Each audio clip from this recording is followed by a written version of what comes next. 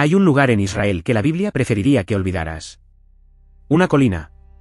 Árida. Silenciosa. A apenas 8 kilómetros al norte de Jerusalén. Hoy se llama Tel El-Ful. En árabe significa la colina de los frijoles. Pero en la antigüedad tenía otro nombre. Gibea. Y lo que ocurrió en esa colina hace 3000 años es tan perturbador, tan violento, tan moralmente devastador, que los propios escritores bíblicos parecen haber querido enterrarlo. Una mujer asesinada en una noche de terror. Un crimen que dividió una nación. Una guerra civil tan brutal que casi borró del mapa a una de las 12 tribus de Israel. Y debajo de todo eso, una ciudad real. Excavada. Datada. Confirmada por la arqueología. Porque Gibea no es solo una historia bíblica. Es un lugar que existió. Que fue habitado. Que fue destruido. Y cuyas cenizas todavía pueden analizarse en un laboratorio.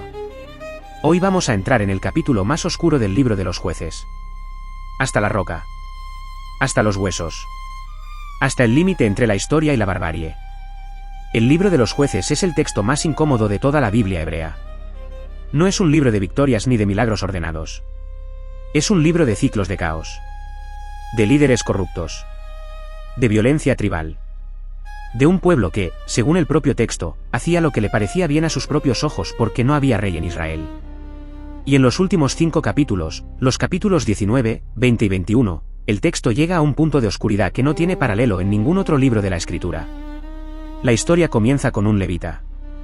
Un hombre de la tribu de Leví que vivía en las montañas de Efraín. Tenía una concubina. Una mujer secundaria, ligada a él por un vínculo legal pero sin el pleno estatus de esposa. La concubina lo dejó. Volvió a la casa de su padre en Belén. El levita fue a buscarla. Hubo reconciliación. Y emprendieron el viaje de regreso hacia el norte. Al caer la tarde, estaban cerca de Jebús, la ciudad que más tarde se convertiría en Jerusalén. Pero Jebús era entonces una ciudad cananea, no israelita. El levita no quiso pasar la noche en una ciudad extranjera.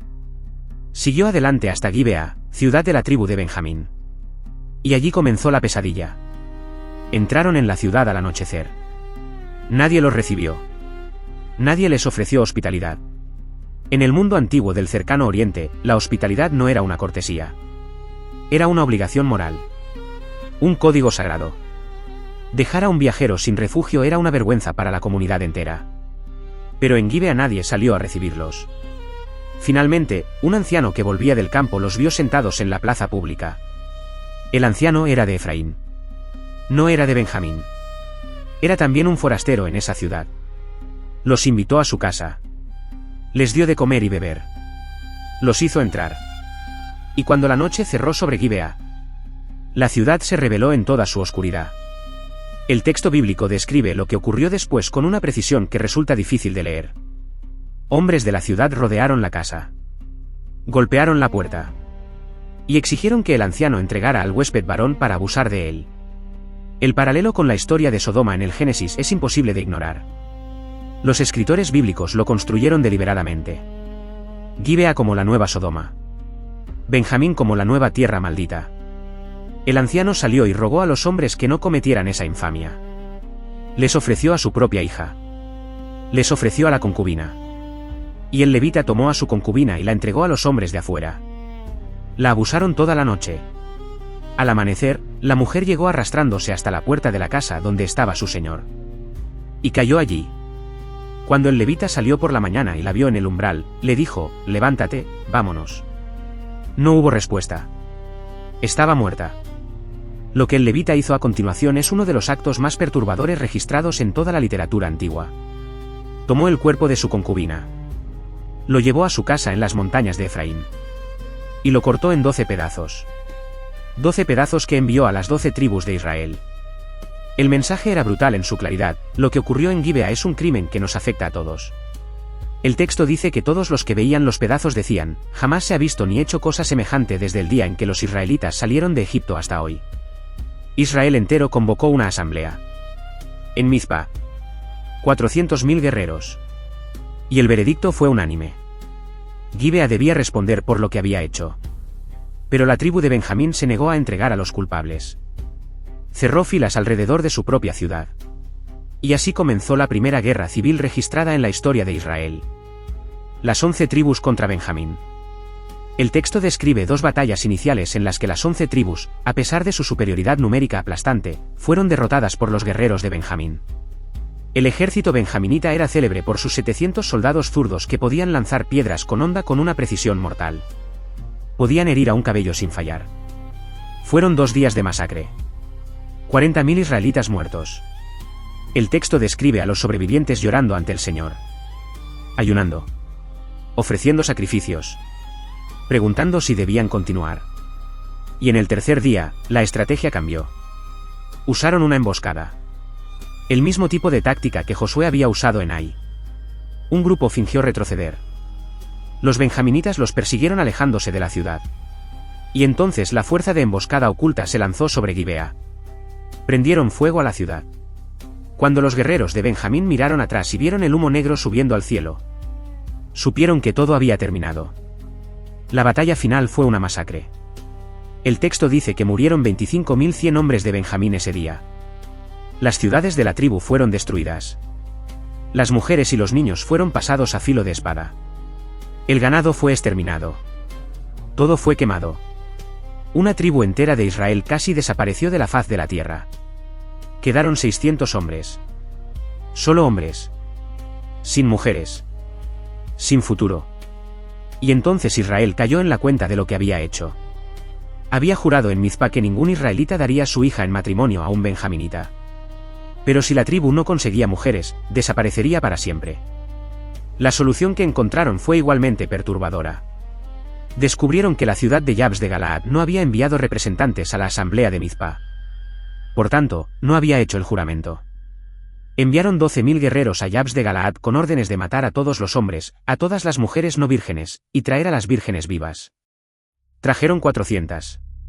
No eran suficientes. Entonces autorizaron a los 200 benjaminitas restantes a secuestrar a las jóvenes que bailaban en las viñas durante la fiesta anual de Silo. Y el libro de los jueces termina con esa imagen. Con el rapto. Con el silencio. Y con la frase que lo explica todo: en aquellos días no había rey en Israel. Cada uno hacía lo que le parecía recto a sus propios ojos. Pero Gibea no es solo literatura. Es arqueología. En 1868, el explorador americano Edward Robinson identificó Tel el-Ful como el probable sitio de la antigua Gibea bíblica. Las primeras excavaciones formales fueron realizadas por William Foxwell Albright entre 1922 y 1923, y luego en 1933. Lo que Albright encontró fue una secuencia estratigráfica que coincidía de forma notable con el relato bíblico. En el estrato más antiguo del sitio encontró evidencia de una ocupación del período del Bronce tardío y el Hierro y exactamente el período de los jueces. Y encontró algo más. Una capa de destrucción violenta. Cenizas. Estructuras quemadas. Cerámica fragmentada por el calor. Una ciudad que había sido incendiada.